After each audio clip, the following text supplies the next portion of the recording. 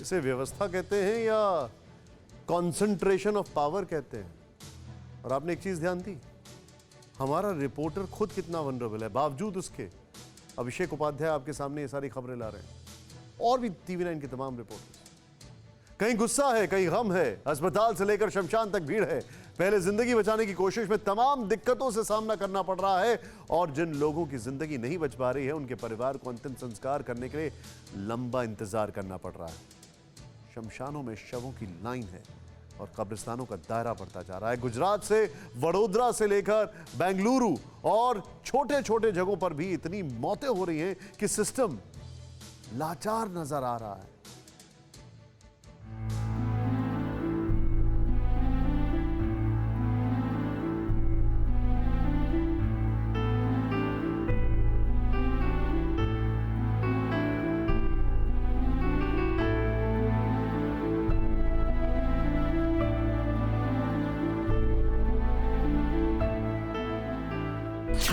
इस वीरान कब्रिस्तान की खामोशी रह रह कर टूटती है और एक बेजान जिस्म इस दायरे में आकर हमेशा के लिए दफन हो जाता है। शमशानों की गिनती कागजों में दर्ज हो रही है। चिता राख होती है और फिर राख उठाकर नई चिता सजाती जाती है।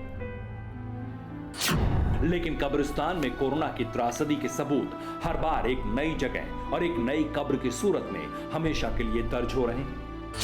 प्लास्टिक से ढके मिट्टी के ढेर ये बता रहे हैं कि इस कब्रिस्तान में नई कब्रों की तादाद कितनी है। सिर्फ चंद दिनों की बात है जब कब्रिस्तान का एक बड़ा इलाका था जहां घास फूस और झाड़ियां थी, वहां अब जमीन समतल नहीं रह गई है। हर एक कब्र के साथ मातम, दुख और अफसोस की कहानी जुड़ी है।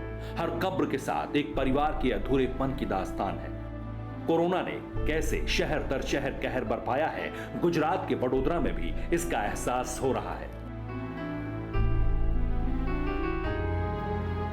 कोरोना काल में जहां अस्पतालों में संसाधन बढ़ने चाहिए, वहीं दूसरी ओर शमशान की संख्या बढ़ाई जा रही है, कब्रिस्तान की संख्या बढ़ाई जा रही है। तस्वीरें आपको इस वक्त हम गुजरात के बड़ौदा से दिखा रहे हैं। तस्वीरें आप ये देखिए कि ताजगीरा कब्रिस्तान में, जो कि कई समय से बंद था और इसको वापस से एक बार खोला गया है। कब्रिस्तान में कोरोना पॉजिटिव जो मृतक हैं उनके शवों को दफनाया गया है और शवों का अंबार लगा है। जहां तक आपकी नज़रें जाएंगी शव ही शव है। लगातार यहां पर शव लाए जा रहे हैं, लोग अपनी जान गंवा रहे हैं। अस्पतालों में भी यही हाल है। ताजगीरा के ठीक सामने यहाँ पर खासवाड़ी शमशान है, वहाँ भी निरंतर शव जलाए जा रहे हैं।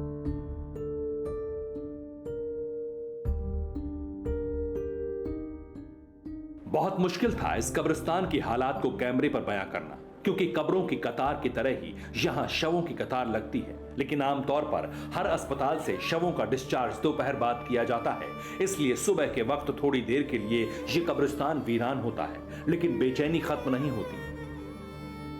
कब्रिस्तान में मौजूद जेसीबी इसका सबूत है। यहाँ के संचालकों को पता है कि थोड़ी ही देर में यहाँ शवों की लाइन लगने वाली है, इसलिए जेसीबी मशीन से कब्रों की खुदाई का काम जारी रहता है। देखिए किस तरह से अभी भी लगातार यहाँ पर जो और शव आने वाले हैं उनकी तैयारियां की जा रही हैं। यहाँ पर जेसीबी से और कब्र खोदे जा रहे हैं, यानी कि शव निरंतर यहाँ पर आते रहते हैं। और इस वक्त जो तस्वीरें आप देख रहे हैं ये नई जगह बनाई गई है। कोरोना के जो तमाम मृतक हैं उनको यहाँ पर दफनाया गया है और अभी भी जेसीबी से खुदाई जारी है, क्योंकि लगातार यहाँ पर मृतक को लाया जा रहा है। तस्वीरें बयां करती हैं कि इस वक्त गुजरात में, खासकर वडोदरा में क्या स्थिति है। कोई कुछ कहना नहीं चाहता, कहेगा भी क्या। दुख की इस घड़ी में जुबा खामोश है। आंखों से जो नजर आता है उसने दिल को इतना कमजोर कर दिया कि दो शब्द बोलने पर भी आंखें छलक जाएं। लोग लगातार यहाँ पर और भी ज्यादा कब्र खोदे जा रहे हैं। नहीं, ऐसा एक दो कोई वर्दी आती है तो खोद लेते हैं। लगातार ऐसे ही चलता है। छोटा सा कब्रिस्तान और इतना बड़ा ये जहान अचानक छोटा लगने लगा है। एक सी कहानी, एक सी त्रासदी। यह कब्रिस्तान न जाने कितना बड़ा होने वाला है, न जाने और कितनी कब्रें खुदनी है और इंसानों की बस्ती में और कितना सूनापन आएगा, कोई नहीं कह सकता। बस एहसास बेहद डराने वाला है। दिन के उजाले में भी अजीब सा अंधेरा है जिसके पार क्या है ये सोचकर जिंदगी सिहर उठती है।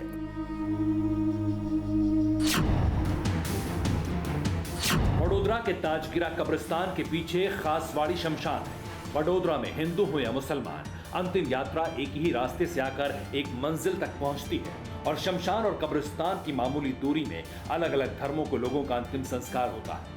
खासवाड़ी शमशान में लगातार शवों का आना जारी है, चिताएं जल रही हैं। यहाँ भी हम सुबह के वक्त पहुंचे थे, इसलिए भीड़ कम थी क्योंकि अस्पताल से शवों का यहाँ आना कुछ देर बाद शुरू होने वाला था।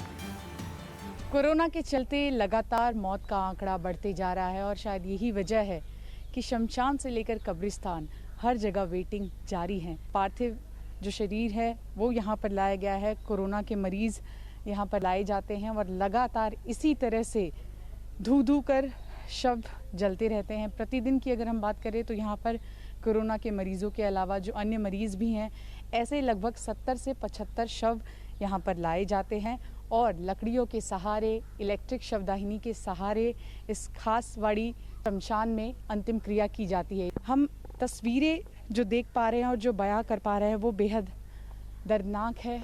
परिवार का दर्द नहीं समझा जा सकता क्योंकि इस विपरीत परिस्थिति में परिवार भी जो है वो अपने प्रियजनों को अंतिम विदाई ठीक से नहीं दे पा रहे हैं।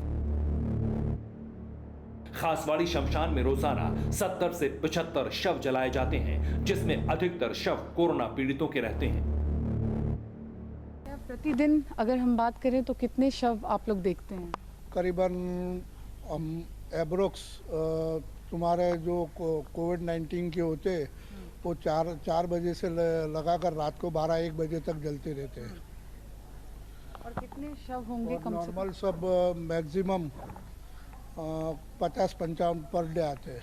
यानी टोटल 70 से 75 का आंकड़ा चला जी जी जी जी।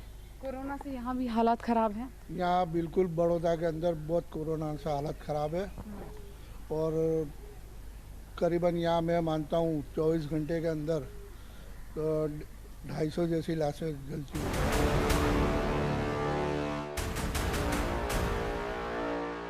गुजरात के सूरत का हाल भी TV9 भारतवर्ष आपको दिखा चुका है। गुजरात में कोरोना की त्रासदी किस कदर बढ़ चुकी है ये यहाँ शमशान और कब्रिस्तान में आने पर पता चलता है। सरकारी आंकड़े भी भयावह स्थिति बयां कर रहे हैं। वडोदरा में 24 घंटे में 486 नए मामले सामने आए। गुजरात में 24 घंटे में 8,152 नए केस सामने आए। अब तक गुजरात में 5,076 लोगों की कोरोना से मौत हो चुकी है। ये वो आंकड़े हैं जिसे सरकार जुटा सकी है, लेकिन ऐसे बहुत लोग हैं जिन्हें अस्पताल में जगह नहीं मिली, जो अस्पताल पहुंच ही नहीं सके।